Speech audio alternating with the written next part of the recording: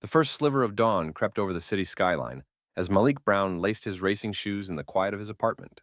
The calendar read April 15th, Marathon Day, and today he would run 26 miles not for a personal best, but to raise funds and awareness for the Equal Footing Initiative, a grassroots charity fighting educational disparities in underfunded black neighborhoods. Malik inhaled slowly, feeling the cool morning air drift through his open window. He had trained for months, early morning drills through empty streets, long weekend runs beneath sun and rain, and each mile told the story of a community denied equity for too long. By 6:30 a.m., Malik stood at the starting line on Broad Street, where a sea of runners in brightly colored singlets stretched as far as the eye could see. Banners snapped overhead. Run for justice, every step counts. He felt the electric buzz of anticipation, the pounding of sneakers on asphalt, the murmur of 5,000 voices united in purpose, the whistles of marshals who'd given up sleep to guide them. Among the entrants were elite athletes chasing records and everyday citizens seeking a challenge, but all shared the same goal: begin a movement with each stride. The gun sounded at precisely 7 a.m. Malik surged forward, muscles responding from years of conditioning. In the first mile, city workers cheered with signs: Black Lives Matter, Education for All, and Malik raised a gloved hand in salute. He passed historic brownstones and schoolyards where children pressed faces against chain-link fences, eyes wide with wonder at the river of determination flowing past. By mile 5, the field had thinned.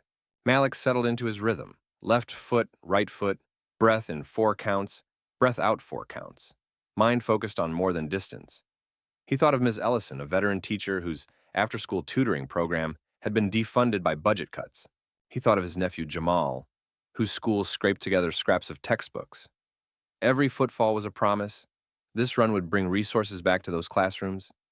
Spectators lined the sidewalks in clusters of folding chairs. White families held handmade banners. Thank you, runners. Equal chance for every child. Some wore t-shirts bearing Malik's name and philanthropy slogan, an endearing surprise amid the usual corporate logos at a big city marathon. As Malik passed, many whispered his name, hands reaching out for a fleeting high five. A young mother dabbed at her eyes. An elderly man grasped his wife's arm, tears shining in both their eyes. Malik glanced their way, offering a nod that conveyed gratitude and hope. At mile 13, the halfway mark, Malik felt the first real ache in his quads.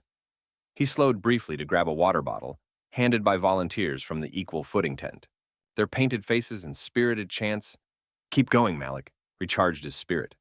He tipped water over his head, the cold splash a baptism of resolve, and surged on. The city's roughest stretch lay between miles 17 and 20. The industrial district, with its empty lots and chain-link fencing, a stark reminder of investment's absence in many black neighborhoods.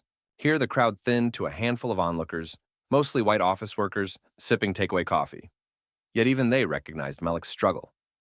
As his pace slowed under fatigue's weight, a chorus rose. "You got this! Keep fighting!" Their voices echoed off corrugated metal, transforming desolation into a cathedral of shared resolve. Breath heavy and legs trembling, Malik passed the 25-mile marker, a single banner flapping above a deserted street. His vision blurred. The finish line still felt distant, but he knew the true finish would not be measured in time, but in hearts moved and money raised. The crowd's cheers swelled as he rounded the last corner onto Monument Avenue. Spectators pressed 4 and 5 deep, some clutching tissues, others sobbing quietly as they saw the black runner they'd backed from the start, now pouring every drop of strength into this final push. With 200 yards to go, Malik's body screamed for relief. His arms pumped in slow motion, each breath a grunt. But as the finish line banner came into view, its bold letters reading, "Cross for Equality," something remarkable happened. The white spectators erupted into tears, and cheering so loud it drowned out his exhaustion. Some fell to their knees, others stood with arms locked around neighbors. Every face he passed bore a mixture of pride, sorrow, and unshakable belief in justice. Malik crossed the line, chest heaving, tears mingling with sweat. He looked up at the thousands of faces, black, white, Latino, Asian, united in that moment. A volunteer placed a medal around his neck, but Malik barely felt its weight. Instead, he raised both arms overhead, triumph and relief flooding him as he understood this race had become something far greater, a testament to solidarity, a clarion call for equality, that would resonate far beyond any single morning's run. In the days that followed Malik's finish, the city seemed to pulse with the heartbeat of his run. News anchors replayed the final yards in slow motion, Malik's shoulders heaving, tears spilling down bystanders' cheeks, the banner whipping overhead, while graphics counted the dollars streaming into the Equal Footing Initiative's online fund. By Monday morning, contributions topped $250,000, far outpacing initial projections. Malik found himself huddled with his small organizing team in a cramped conference room at the charity's office, faces lit by laptop screens as each new donation appeared in real time. Their first task was urgent: allocate seed grants to the 5 after-school tutoring centers in Northgate, Elmwood, and Crestview neighborhoods, programs on the brink of closure. Malik and the board's education director, Dr. Simone Hayes, drove together through early morning traffic to meet with Ms. Ellison and other teachers, handing over checkbooks that bore the marathon logo. At Elmwood Center, a classroom of yawning middle schoolers erupted into cheers when Malik presented them their grant check. "Because you deserve every chance to succeed," he told them, voice thick with emotion. The children pressed forward for high fives, their eyes shining with renewed hope. Meanwhile, community centers that had never before received major philanthropy found themselves overwhelmed by local volunteers now offering time, not just money. White spectators, doctors, small business owners, retirees who'd cheered Malik across the finish line began staffing math labs and supplying snacks. At Crestview's late-night study hall, a dozen new tutors arrived, each wearing the same marathon t-shirt Malik had passed out at mile 13. They exchanged eager introductions. One was a corporate lawyer, another a semi-retired librarian, all drawn by the simple conviction they'd glimpsed on race day, that educational equity was everyone's responsibility. Back at City Hall, Malik joined Councilmember Julie Tran at a press conference to announce the formation of a Racial Equity in Education Task Force. Flanked by superintendents and parent-teacher association leaders, Malik recounted how a single run had unveiled the depth of community goodwill. "It wasn't just my legs that carried this movement. It was every cheer, every dollar, every person who believed that Black children deserve more than broken promises." Tran unveiled a pilot program, matching private grants dollar for dollar with district funds for technology upgrades, ensuring that laptops and high-speed internet would reach the classrooms that needed them most. That evening, Malik returned to his favorite running trail, now adorned with signs reading "Equal Footing for All," and jogged a gentle 3-mile cool-down as the sun set.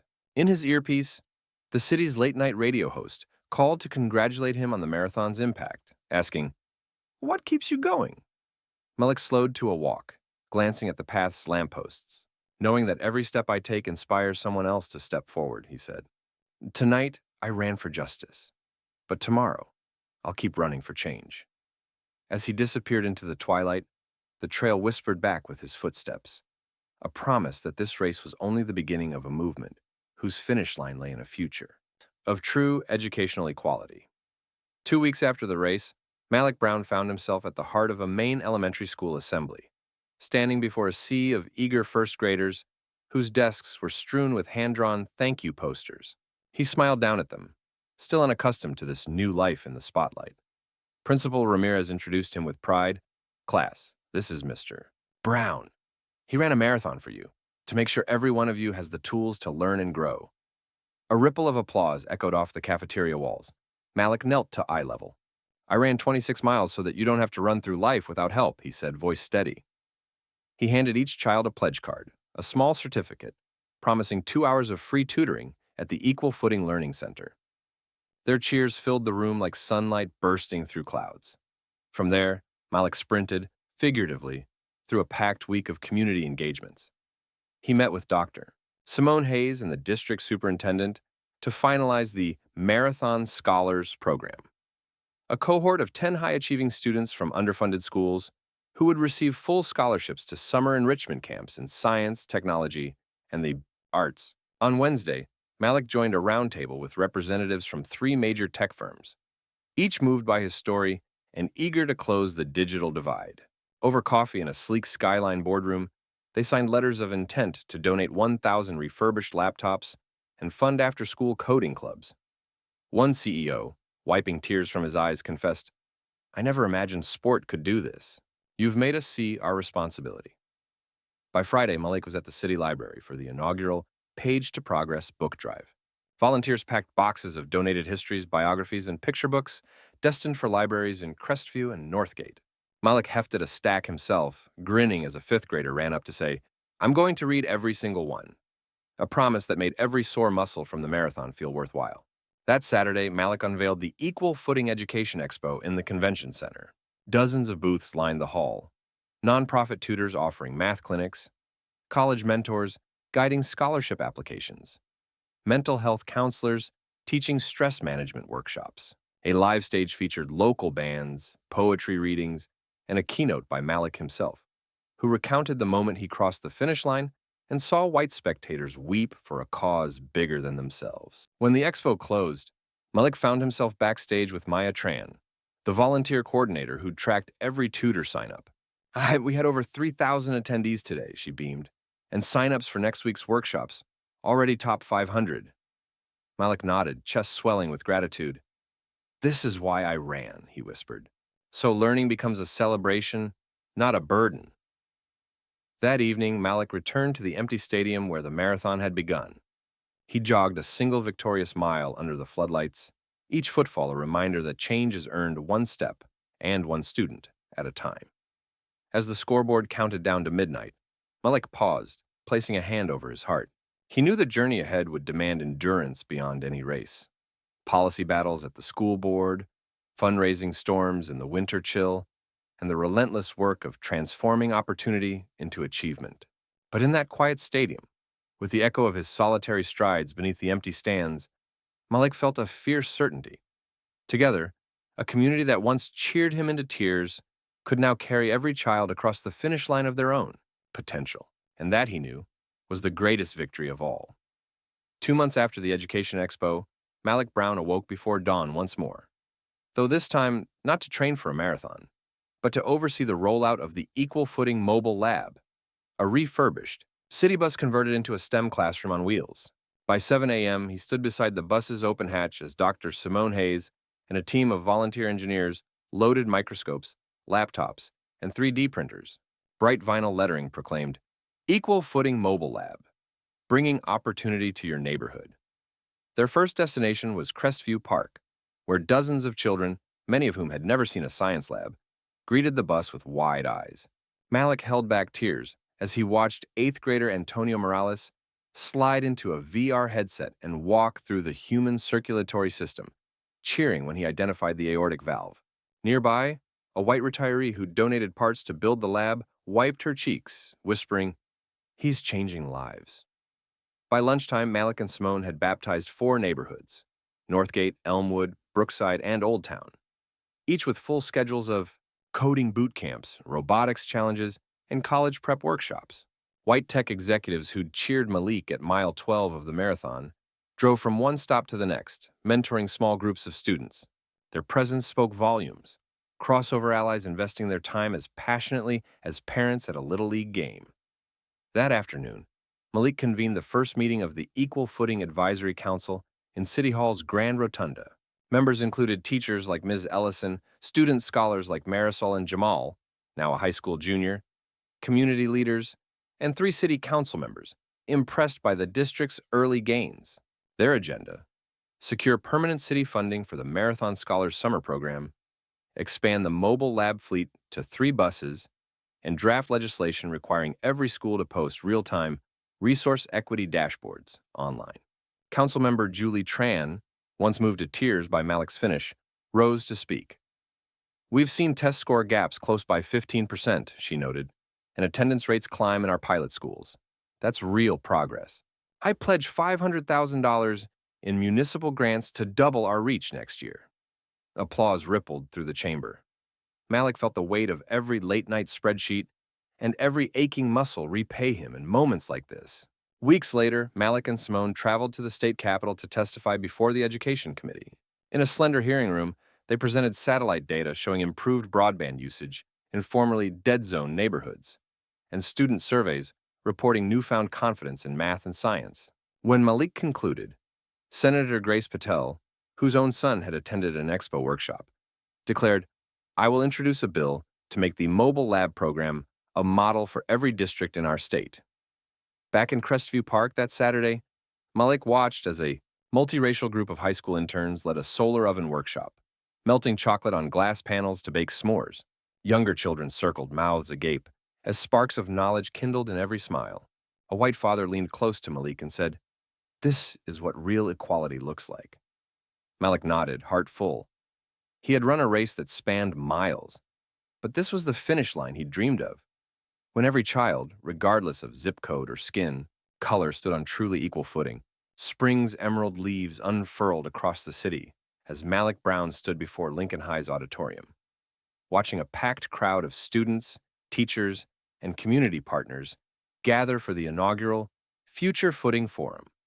On stage, a row of student scholars, formerly marathon scholars, prepared to share their journeys, how coding clubs launched by the mobile lab led them towards science fair trophies, how STEM internships funded by the expo had opened doors at local tech firms, how keynote speeches at city events had transformed their self-belief. Malik took the microphone, voice warm with pride. "This movement began with a single step," he said, glancing at the students beside him. "Now it lives in every story you'll share tonight." Behind him, a large screen displayed impact metrics: 35% increase in advanced placement enrollment in underserved schools, 50% rise in after-school program participation, and 70% of participants reporting renewed confidence in their academic futures. After the presentations, Malik led a hands-on workshop, Design Your Own Impact.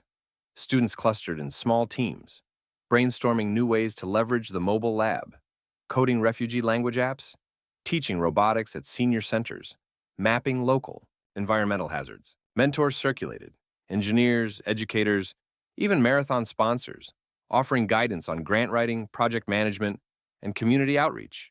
By the session's end, whiteboard walls brimmed with proposals that promised to carry Equal Footing's mission far beyond its original scope. Outside, the Equal Footing headquarters had become a hive of activity. A permanent youth innovation hub opened its doors, a makerspace equipped with laser cutters, 3D printers, and digital audio suites. Here, students from every background collaborate on projects ranging from solar-powered irrigation systems to podcast series amplifying BIPOC voices. Malik walked the rows of workstations, stopping to admire prototypes and congratulate inventors, each creation a testament to how far the movement had grown. That afternoon, Malik and Dr. Simone Hayes met with the new state education commissioner in her downtown office. They reviewed legislation drafted after the mobile lab's success, now slated for passage, that would allocate ongoing state funds for mobile learning centers, youth scholarships, and mandatory STEM equity reporting in every district. As the commissioner signed the bill into law, her pen strokes echoed the marathon gunshot that had launched Malik's first stride of justice. As twilight painted the sky in lavender hues, Malik returned to the marathon's finish line on Monument Avenue. He knelt to press his palm against the asphalt, where thousands once cheered him home. In the gathering dusk, the words "Cross for Equality" glowed faintly on a nearby marker, constant reminders of a promise kept. Rising, Malik looked toward the city skyline woven with possibilities. Classrooms humming with discovery, communities united in purpose, a new generation running toward horizons once deemed unreachable. And as he walked away, his footsteps steady and sure, he understood that true victory lay not in a finish line crossed, but in every life uplifted, every mind ignited, and every dream set in motion by the simple power of a race run for justice.